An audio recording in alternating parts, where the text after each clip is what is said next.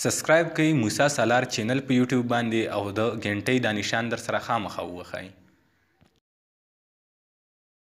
من الشیطان الرجیم بسم الله الرحمن الرحیم. ګرانو مینوالو، زه یم عمر یوسف خیل له سالار ټي وي سره. دا وخت موږ موجود یو په سکاډن نانسیر کې چې دا د نانسیر یوه ډېره ښکلې دره ده او ډېره مشهوره ده. په دې باندې چې دی مشهوره ده چې دلته ډېرې خوږې اوبه دي او د دې ځای اوبه ډېرې خوږې دي. راځئ مینوالو، موږ تاسو ته اول د دې نانسیر د سکاډن دغه نظارې تاسو ته ښایو چې تاسو دا وینئ چې څومره دنګ دنګ غرونه دي او څومره ښکلي نختر په دې کې ولاړ دي، ځنګلات دي په دې کې او په دې کې قسما قسم ونې دي، واښه دي، بوټي دي، اوبه دي. ډېر ښکلی ځای دی او ډېر بې انتهایي د سیل ځای دی او ډېر ښکلی ځای دی. خو د بده مرغه دلته کې لا روډ پوخ نه دی راغلی، نو دغه د ستونزه وي د راتلو ده. نور ډېر ښکلی ځای دی او ډېره ښکلې علاقه ده او زمونږ په سلارزو کې که زه دا ووایم چې د ټولو نه ښایسته ځای دا سکاډن دی، نو دا به بده نه وي.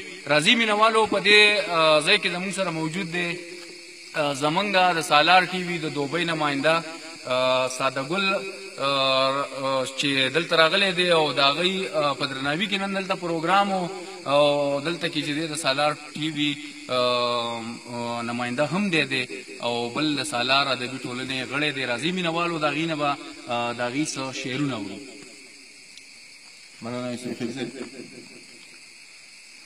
سپیره خزان ونې بوټي رېږېدل جانانه،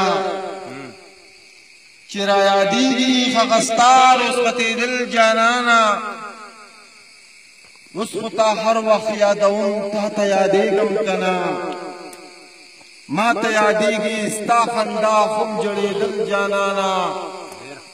موږ چې به دواړه ګرځېدلو په غانټولو پسې، تا به په شونډو پړسول ما پړقړل جانانه.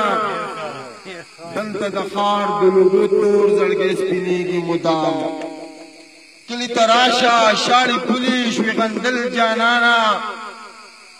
نن درته ستا ساده په خپل نظم کې داسې لیکي، ته ارمان ته جانان خود غزل جانانه. اے مسافره زوروره یاره، راځي به کله د زړه سره یاره. په انتظار مې سترګې سپینې شولې، چې د زړه وینې شولې. څه په سلګو سلګو ژوندون تېروم، شپه مې شوګېر ورځ په زنګون تېروم.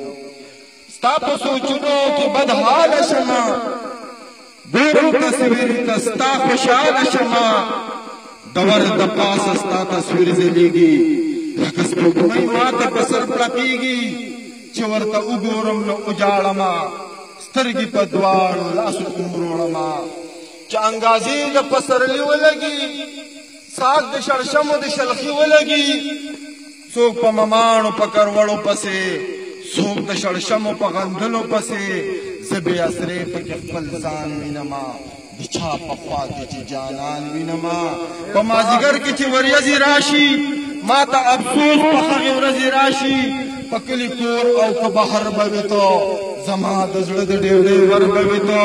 د سترګو توره مسافر شوې ګله، زما د غېږې در په در شوې ګله.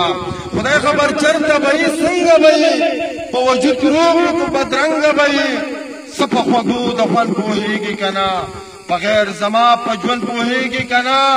لږ مې د ځان په حال خبر که یاره، ټکور د زړه راله پرخر که یاره. ته د ښایسته صفتونو ښار کې، د دنګو دنګو محلونو ښار کې، د ژوند وختونه په مستۍ تېروه. ساده خپل ژوند په خوشحالۍ تېروه.